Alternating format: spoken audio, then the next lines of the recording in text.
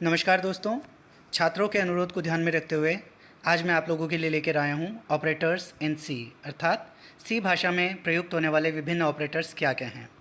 तो यहाँ इस लेक्चर के दौरान हम डिस्कस करेंगे कि अरिथमेटिक ऑपरेटर्स क्या होते हैं, कैसे कार्य करते हैं, रिलेशनल ऑपरेटर्स क्या हैं, लॉजिकल ऑपरेटर्स क्या हैं, bitwise operators, assignment operators, increment या डिक्रीमेंट ऑपरेटर्स तथा कंडीशनल या टर्नरी ऑपरेटर्स क्या हैं, ये सब चीज़ें हम डिस्कस करेंगे। तो हम सबसे पहले स्टार्ट करते हैं अरिथमेटिक ऑपरेटर्स के साथ में। तो जैसा कि आपको विदित है कि अरिथमेटिक ऑपरेटर्स सामान्य गणितीय संक्रियाओं को परफॉर्म करने के काम आते हैं, जिनमें जोड़, बाकी, गुणा, भाग जिनसे आप सब विदित हैं। उसके अलावा एक रिमाइंडर या जिसको मॉड्यूलो ऑपरेटर कहते हैं वो भी यहाँ यूज़ किया जाता है। तो सबसे पहला जो ऑपरेटर यहाँ है वो है प्लस ऑपरेटर, जिसका कार्य किन्हीं दो ऑपरेंड्स को जोड़ना होता है, अर्थात किन्हीं दो ऑपरेंड्स का योग करना होता है। ऑपरेंड्स अर्थात जिन दो संख्याओं को मुझे जोड़ना है वे दोनों ऑपरेंड्स कहलाएंगे। इसी प्रकार माइनस जो है वो दो जो ऑपरेंड्स हैं उनका अंतर ज्ञात करता है। मल्टीप्लिकेशन या जो एस्ट्रिक है, एस्ट्रिक दो ऑपरेंड्स को गुणा करता है। जो स्लैश है यह लेफ्ट ऑपरेंड्स में से राइट ऑपरेंड का भाग देकर जो भी भागफल आता है उसको ज्ञात करता है। जबकि जो रिमाइंडर या मॉड्यूलो ऑपरेटर है वो शेषफल ज्ञात करने के कार्य आता है, अर्थात यदि ऊपर वाली संख्या में नीचे वाली संख्या का भाग दिया जाए, या इस ऑपरेटर की टर्म्स में बात करूं तो जो लेफ़्ट वाली संख्या है उसमें राइट वाली संख्या का भाग दिया जाए तो शेषफल ज्ञात करता है। यहाँ यह चीज़ ध्यान देने योग्य है कि ये सभी ऑपरेटर्स बाइनरी ऑपरेटर्स हैं, और बाइनरी ऑपरेटर्स वो ऑपरेटर्स होते हैं जो किन्हीं दो संख्याओं के बीच में अप्लाई होते हैं या किन्हीं दो ऑपरेंड्स के बीच में अप्लाई होते हैं। अब हम इसको एक प्रोग्रामिंग के एग्जाम्पल के द्वारा समझने की कोशिश करते हैं। यहाँ मैंने तीन वेरिएबल लिए हैं ए, बी, सी, और जैसा कि हम यहाँ देख सकते हैं कि सबसे पहले मैं यूज़र से दो वेरिएबल एंटर करवा रहा हूँ कीबोर्ड की मदद से, ए और बी, और यूज़र जो भी कीबोर्ड से वैल्यूज़ एंटर कर रहा है उनके ऊपर मैं विभिन्न अरिथमेटिक ऑपरेटर्स को अप्लाई करके देखूँगा। तो यहाँ आप देख सकते हैं इस पर्टिकुलर पार्ट में यहाँ सबसे पहले मैंने c बराबर a प्लस बी लिखा है, अर्थात मैं सबसे पहले एडिशन परफॉर्म कर रहा हूँ। तो जो भी a का मान होगा और b का मान होगा दोनों का योग होगा और वो c के अंदर स्टोर हो जाएंगे, तथा इस पर्टिकुलर प्रिंट एफ स्टेटमेंट के द्वारा मैं उस c का मान प्रिंट करवा लूँगा। इसी प्रकार जो नेक्स्ट है वो है c बराबर a माइनस बी, जो कि हम यहाँ देख पा रहे हैं। इसमें हम दो संख्याओं का अंतर ज्ञात करते हैं। इसी प्रकार नेक्स्ट मल्टीप्लिकेशन है, उसके बाद में डिवीज़न है, और उसके बाद में रिमाइंडर है या मॉड्यूलो ऑपरेटर है। तो देखते हैं आउटपुट से इनको समझने की कोशिश करते हैं। तो यहाँ लिखा है जैसा कि enter two numbers A and B. तो एग्जांपल के लिए मैं मान लीजिए ए और बी का मान जो दे रहा हूँ वो 6 और 4 एंटर कर रहा हूँ। अब यदि मैं ये ऑपरेशन परफॉर्म कर रहा हूँ 6 और 4 पे, सी बराबर ए प्लस बी, तो ये क्या करेगा, 6 और 4 का योग करेगा और उसको सी के द्वारा प्रिंट एफ स्टेटमेंट के द्वारा सी में स्टोर करके प्रिंट करवा देगा। तो जैसा कि आप यहाँ देख पा रहे हैं addition of a and b is 10। इसी प्रकार subtraction of a and b, ये एडिशन था, ये सब्ट्रैक्शन। ए में से बी को जब माइनस किया अर्थात 6 माइनस 4 किया तो आंसर 2 आया। जब इस ऑपरेशन में मैंने 6 गुणा 4 किया तो 6 गुणा 4 24 आया। इस ऑपरेशन में 6 में 4 का भाग दिया तो आंसर 1 आया। तो ये आंसर 1 क्यों आया इसको जानते हैं कि मान लीजिए आपके पास ये यहाँ 6 है, इसमें आपने 4 का भाग दिया, 4 का भाग कितनी बार गया, एक बार, यहाँ आया 4, शेषफल 2 बचा। ठीक है, तो यहाँ ये जो ऑपरेटर है स्लैश ऑपरेटर, ये क्या करेगा, ये वैल्यू ज्ञात करेगा, अर्थात भागफल क्या है।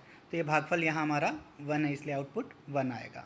और जब रिमाइंडर ऑपरेटर जो है हमारे यहाँ मॉड्यूलो ऑपरेटर जो लास्ट वाला है, ये जब अप्लाई करते हैं जो परसेंटेज के द्वारा दर्शाया गया है, उस केस में क्या होगा, जब हम 6 में 4 का भाग देंगे तो क्या होगा, ये जो शेषफल है उसको ज्ञात करेगा। तो इसीलिए यहाँ आउटपुट 2 आया है।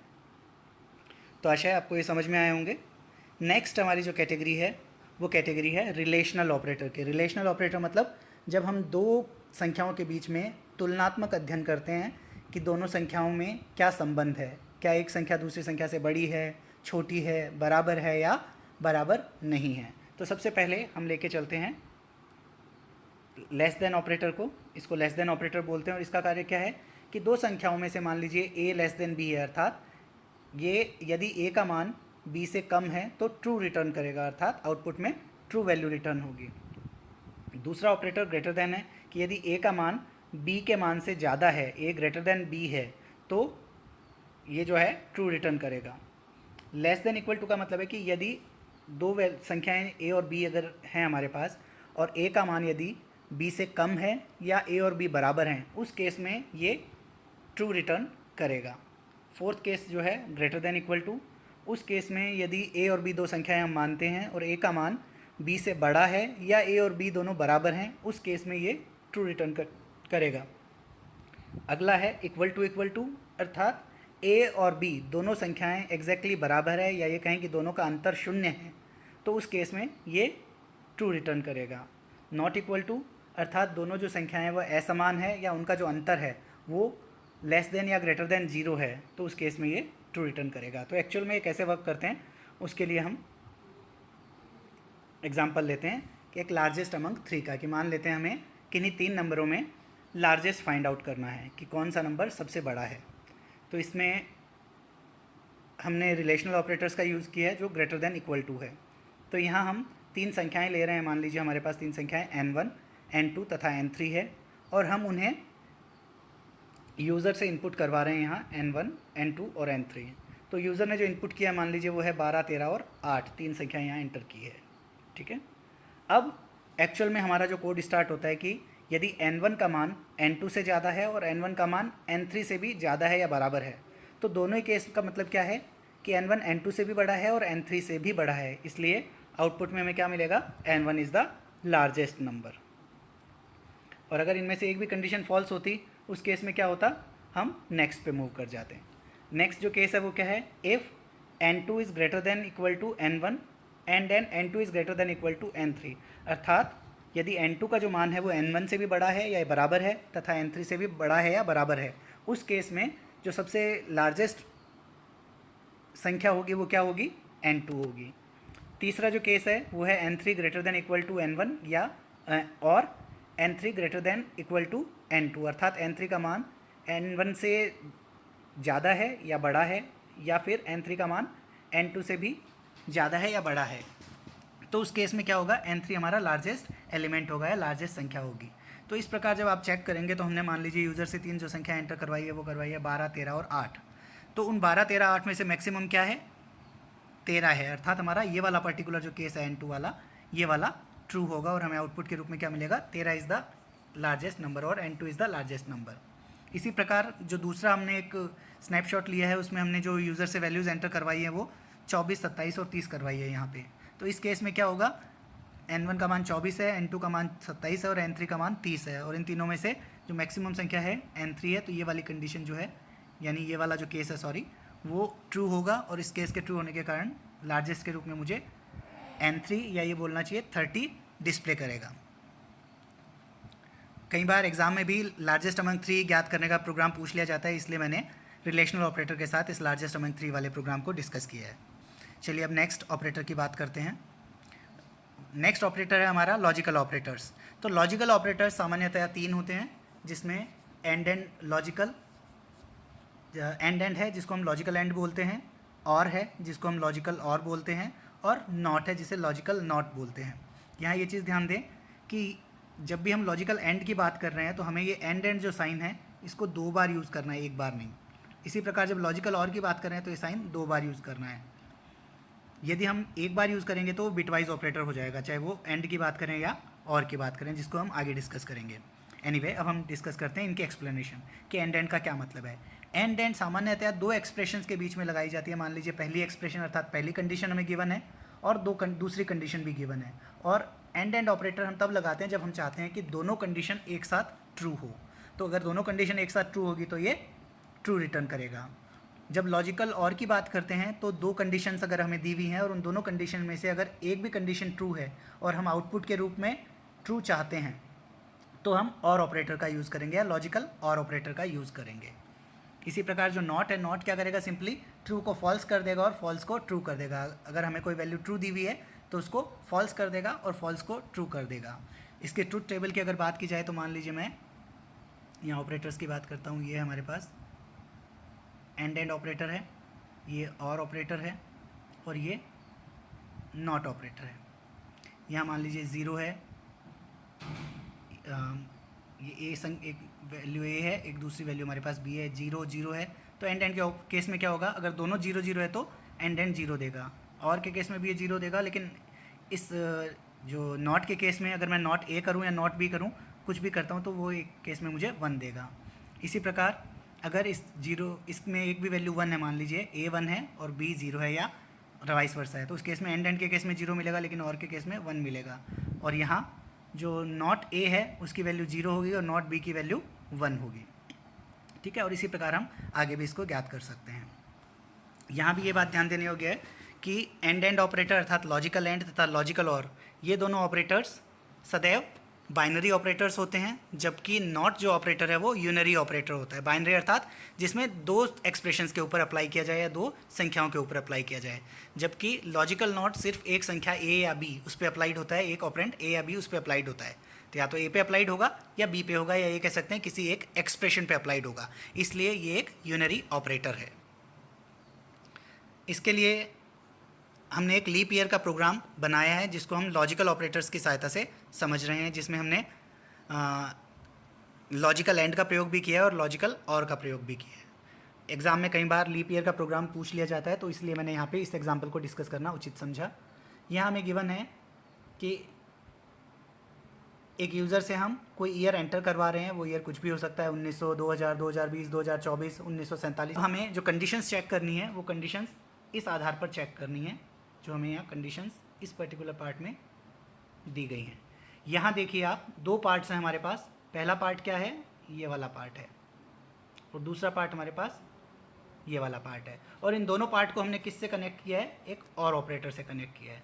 और यहाँ इनके बीच में कौन सा ऑपरेटर है, ये एंड है, और यहाँ पे भी एंड है। क्लियर है ये चीज़? तो हमने इस एक्सप्रेशन में एंड एंड का यूज़ किया है, लॉजिकल एंड का, इसमें भी एंड एंड का अर्थात लॉजिकल एंड का यूज़ किया, और यहाँ पर लॉजिकल और का यूज़ किया है। अब इसको समझते हैं कि लीप ईयर का जब प्रोग्राम बनाते हैं उसमें हमें 2 चीज़ें ध्यान रखनी होती है कि एक तो जिस ईयर को हम एंटर कर रहे हैं वो 4 से डिविजिबल होना चाहिए। क्लियर है? तो 4 से अगर डिविजिबल है तो उसके लीप ईयर होने के चांसेस हैं, लेकिन यदि वो ईयर 100 से डिविजिबल है अर्थात उसमें 100 का भाग जाता है, तो उसमें 400 का भाग जाना भी आवश्यक है, तभी वो लीप ईयर होगा। यदि कोई ईयर हमने एंटर किया है जिसमें 100 का तो भाग जाता है लेकिन 400 का भाग नहीं जाता है, तो वो ईयर लीप ईयर नहीं होगा। और इसी चीज़ को रिप्रेजेंट करने के लिए हमने यहाँ कंडीशंस ली हैं। तो देखिए यहाँ पे ईयर परसेंट 100 अर्थात साल में मैं 100 का अगर भाग देता हूँ तो शेषफल 0 आए, या साल में मैं 400 का भाग दूँ तो शेषफल 0 आए, यानी सॉरी और बोलना चाहिए इसको, अर्थात यदि मैं साल मतलब जो ईयर मैंने एंटर किया है उसमें मैं 100 का भाग दूँ तो शेषफल 0 आए, तथा उसमें 400 का भाग दूँ तब भी शेषफल 0 आए। पहली कंडीशन तो हो गई है, तो उस केस में क्या होगा, ईयर एक लीप ईयर होगा। दूसरा जो केस है वो क्या है, ये केस है कि यदि कोई जो ईयर हमें गिवन है उसमें 4 का तो भाग जाए लेकिन 100 का भाग ना जाए, जैसा कि यहाँ लिखा है कि 100 से डिविजिबल नहीं होना चाहिए लेकिन 4 से वो पूरा डिविजिबल होना चाहिए, तो उस केस में जो हमारे पास ईयर होगा वो क्या होगा, एक लीप ईयर होगा। दूसरे केस में क्या होगा, जब ऐसा नहीं है अर्थात ये वाला पार्ट या ये वाला पार्ट या दोनों पार्ट गलत हो जाएं, यानी यहाँ पर इस पर्टिकुलर पार्ट में ये कंडीशन या ये कंडीशन, और इस वाले पार्ट में ये कंडीशन या ये कंडीशन, इन दोनों में से एक भी फॉल्स हो जाए, तथा ओवरऑल ये दोनों कंडीशन फॉल्स हो जाए, तो उस केस में क्या होगा, आपका ईयर एक लीप ईयर नहीं होगा।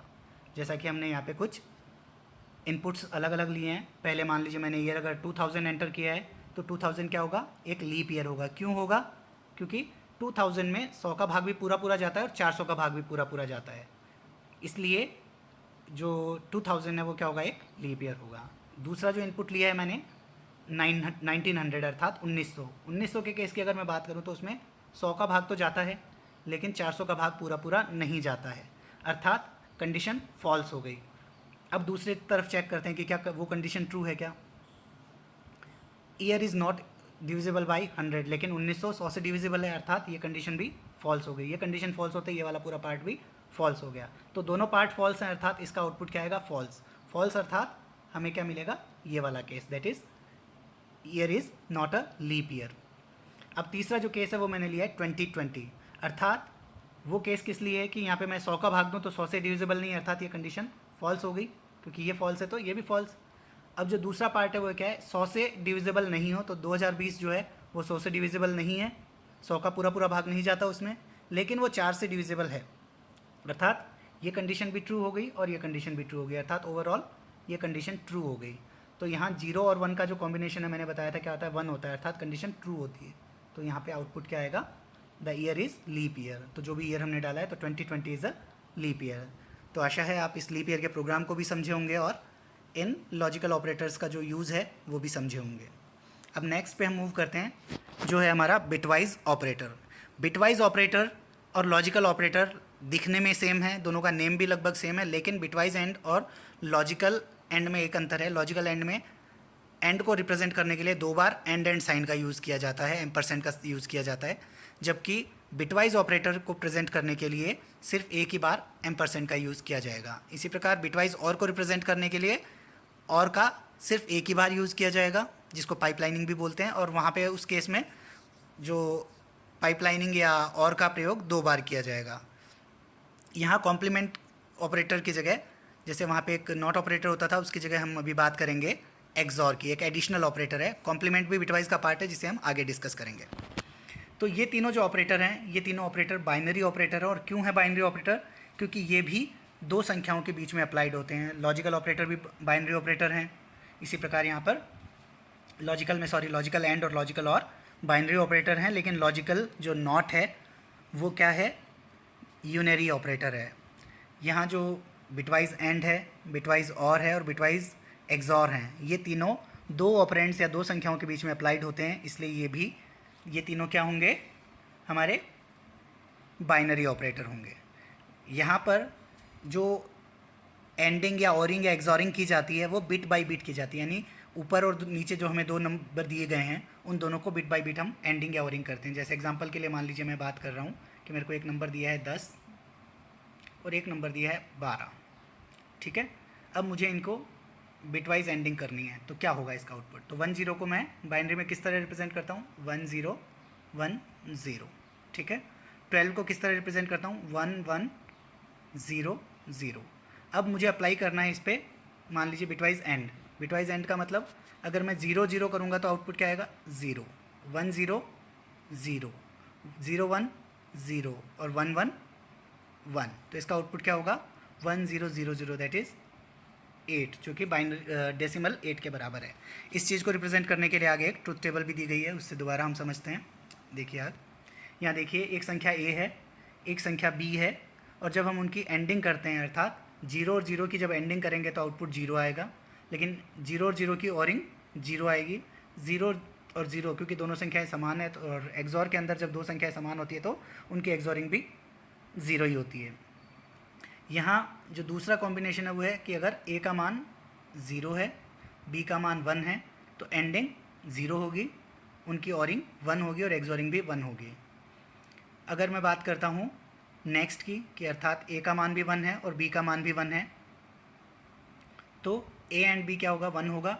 a और b भी 1 होगा, लेकिन a एक्सॉर भी 0 होगा, क्योंकि 2 संख्याएं जब भी समान होगी, यहाँ क्या होता है, 2 संख्याएं समान हैं, 2 बिट समान है, तो आउटपुट क्या होगा, 0। 2 संख्याएं डिफरेंट हैं तो आउटपुट 1 होगा। ये केस इवन नंबर्स के लिए, ठीक है, यानी इवन जीरोज़ या इवन 1 के लिए। अब बात करते हैं लास्ट केस की। यहाँ है, मान लीजिए a का मान 1 है, b का मान 0 है, तो 1 और 0 क्या होंगे, एंड के केस में 0 देंगे, और के केस में 1 देंगे, और एक्सॉर के केस में भी 1 देंगे। अभी हमें एक और एग्जांपल लेता हूँ जो ओरिंग के ऊपर अप्लाई करता हूँ। ओरिंग के केस में मैं मान लीजिए चेक कर रहा हूँ, यहाँ पे एक नंबर है मेरे पास, वापस मैं 10 और 12 पे अप्लाई करता हूँ। मान लीजिए कि a का मान है मेरे पास 10, b का मान है मान लीजिए 12 है, सॉरी इसको मैं करेक्ट कर रहा हूँ। तो 10 और 12 है और मुझे इसके ऊपर ऑरिंग अप्लाई करनी है। ये a, अर्थात मुझे क्या करना है, a और b ये फंक्शन करना है। a और b जब अप्लाई करूँगा तो 10 के इक्विवेलेंट क्या होगा, 1 0 1 0। 12 के इक्विवेलेंट क्या होगा, 1 1 0 0। अब इनकी मैं ऑरिंग कर रहा हूँ, यानी ये वाला ऑपरेशन मैं परफॉर्म करने की कोशिश कर रहा हूँ। तो यहाँ देखिए 0 और 0 क्या आउटपुट आएगा, 0। 1 और 0, देखिए 1 और 0 क्या होते हैं ऑरिंग के केस में, 1 और 0 लास्ट वाला केस, दैट इज़ 1, तो यहाँ आएगा 1। 0 1 ये वाला केस है हमारा। 0 1 के केस में आप चेक कर सकते हैं, यानी ये वाला केस है, इस केस में भी आउटपुट क्या आएगा, 1 आएगा। और जब दोनों 1 1 है तो 1 1 के केस में भी 1 आएगा। तो हमारा आउटपुट क्या हुआ 1 1 1 0, ये हमारा आउटपुट हो गया। अब इसको जब हम बाइनरी में डेसिमल में कन्वर्ट करेंगे तो क्या आ जाएगा, इसका मान 14 आ जाएगा। ठीक है, तो अगर कोई कहता है कि 10 और 12 के ऊपर जब आप ऑरिंग अप्लाई करोगे और ऑपरेशन अप्लाई करोगे तो उसका आउटपुट क्या आएगा, 14 आएगा। इसी प्रकार आप एक्सॉर भी अप्लाई कर सकते हो। एक्सॉर के लिए भी हम एक एग्जांपल ले लेते हैं, मान लीजिए। चलिए इसको हम आगे एक प्रोग्राम के द्वारा ही समझते हैं।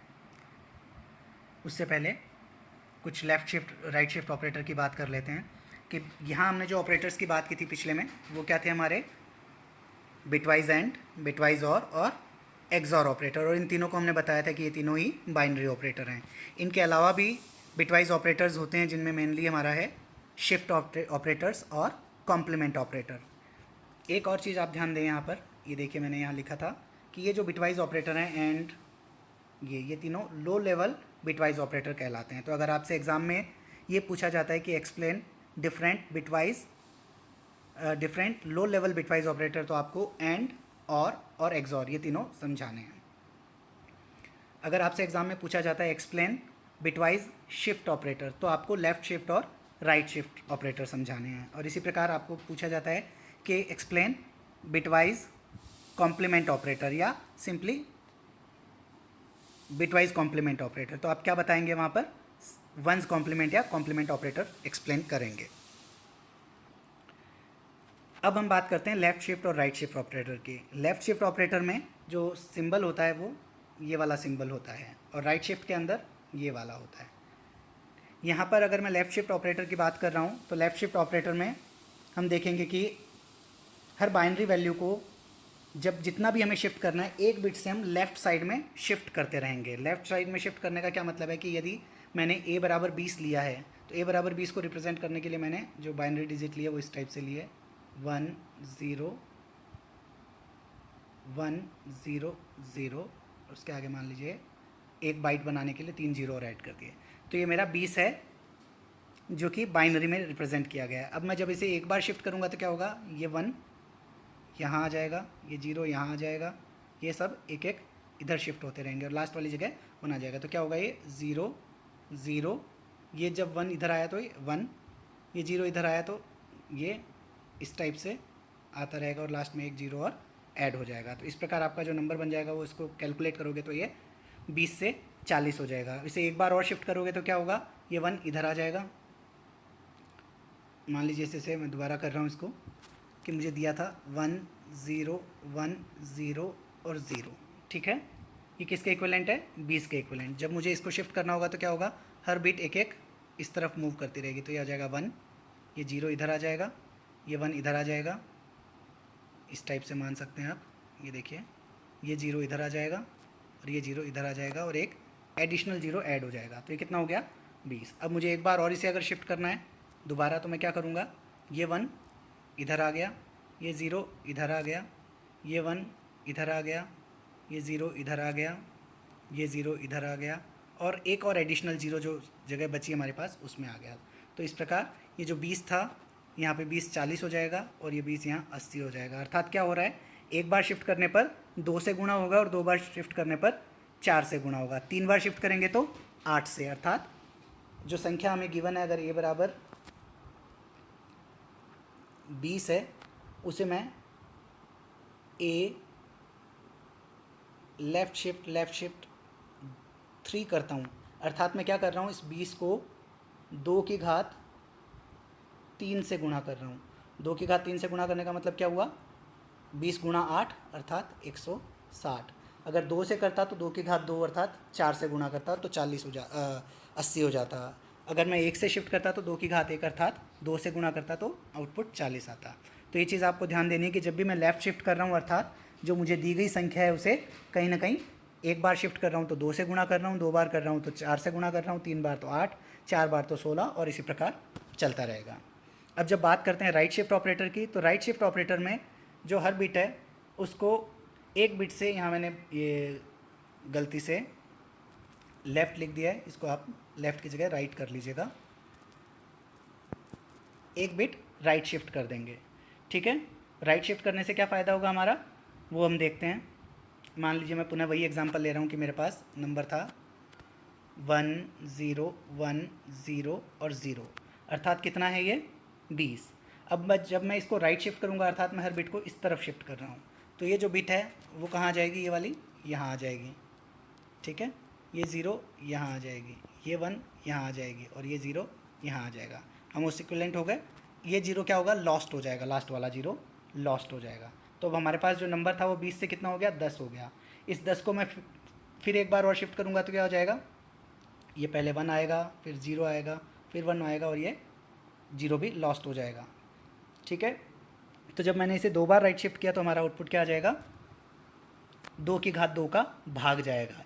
एक बार शिफ्ट किया तो 2 का भाग जाएगा, 2 बार राइट शिफ्ट किया तो 4 का भाग जाएगा, 3 बार राइट शिफ्ट किया तो 8 का भाग जाएगा और 4 बार राइट शिफ्ट किया तो 16 का भाग जाएगा, 2 की पावर